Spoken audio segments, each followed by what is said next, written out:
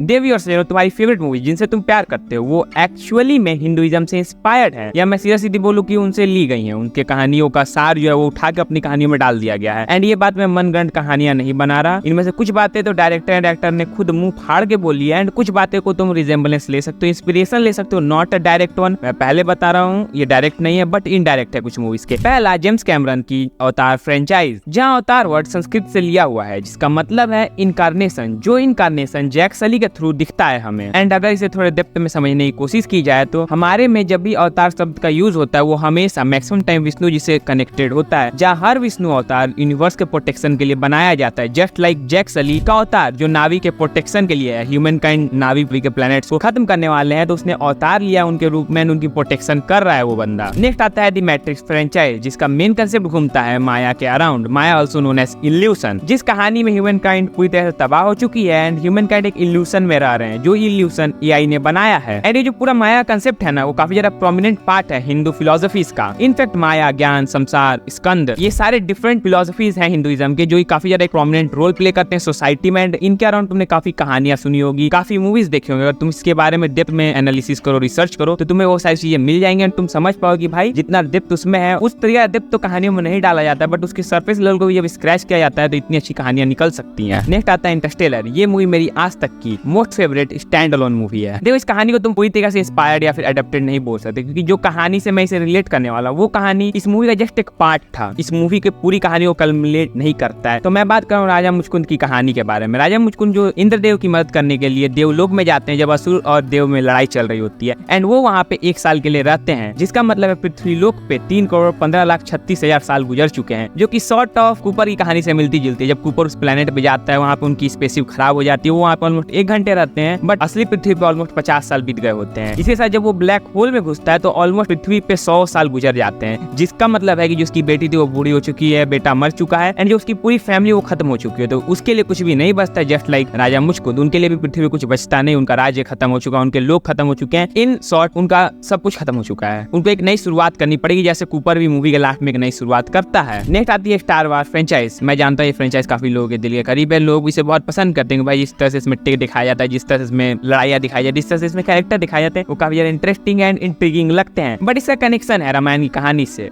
वो तो मैं बताता हूँ, लेकिन उसके पहले ये बात समझ लो स्टार वार्स की कहानी क्या है। मैं पहली मूवी की बात कर रहा हूँ जब प्रिंसेस लिया को वारलॉर्ड पकड़ लेता है एंड R2-D2 लुक स्काईवॉकर के पास जाता है उस इन्फॉर्मेशन को देने के लिए। जस्ट लाइक रामायण, जब जटायु जख्मी हो जाता है रावण से लड़ाई करते वक्त, जब वो सीता माता को बचा रहा होता है रावण से, एंड जब राम जी वहाँ पे पहुंचते हैं वो राम जी को रावण किस दिशा में गया वो बताता है। जस्ट लाइक राम जी के साथ उनके डिवोटी, उनके सबसे बड़े भक्त हनुमान जी थे, उसी तरीके से स्काईवॉकर के साथ भी चेबाक था, जो भी एक हाफ ह्यूमन एंड एक हाफ एनिमल था, जो कि तुम सॉर्ट ऑफ रिजेंबलेंस देख सकते हो। एक डायरेक्ट रिजेंबलेंस नहीं है, मैं कहीं से भी नहीं बोल रहा कि भाई स्टार वार्स की कहानी रामायण से इंस्पायर्ड है, बट मैं एक रिजेंबलेंस बता रहा हूँ कि जो वो कहानी है उस टाइप की सेम कहानी है with more depth and more moral values हमारे में पहले चलती आ रही है। उसमें थोड़े से स्पेस के टेक घुसा दिए जाते हैं तो लोगों को लगता है भाई क्या बवाल है, बट उससे बेहतर कहानी जो हमें काफी अच्छा मोरल वैल्यू देती है, सोसाइटी में रहने एक तरीका सिखाती है, उसको हम नजरअंदाज कर देते हैं। मे भी डायरेक्टर ने रामायण की कहानी पढ़ी हो एंड यहाँ से उसने एक इंस्पिरेशन उठाते हुए एक अपनी कहानी बना दी। नेक्स्ट आती है नोलन चचा की one of the most complicated movie Inception. ये मूवी भी इंडियन फिलोसफी पे बेस्ड है, एंड जो मैं आगे बात बोलने वाला हूँ वो उन्हें समझ में आएगी जिन्होंने इस मूवी को देख रखा है। अकॉर्डिंग टू आदि शंकराचार्य, ब्रह्म सत्य, जगत मिथ्या, जीवो ब्रह्म न पर, अर्थात ब्रह्म is the only truth, rest of the world is illusion and there is absolute no difference between Brahma and the individual self, जिसका मतलब है the reality we live in is just a dream of gods। And इस पूरे concept का use हुआ Inception movie में, जहाँ जैसे जैसे कैरेक्टर्स ड्रीम्स के डेप्थ में जाने लगते हो, जो लाइन है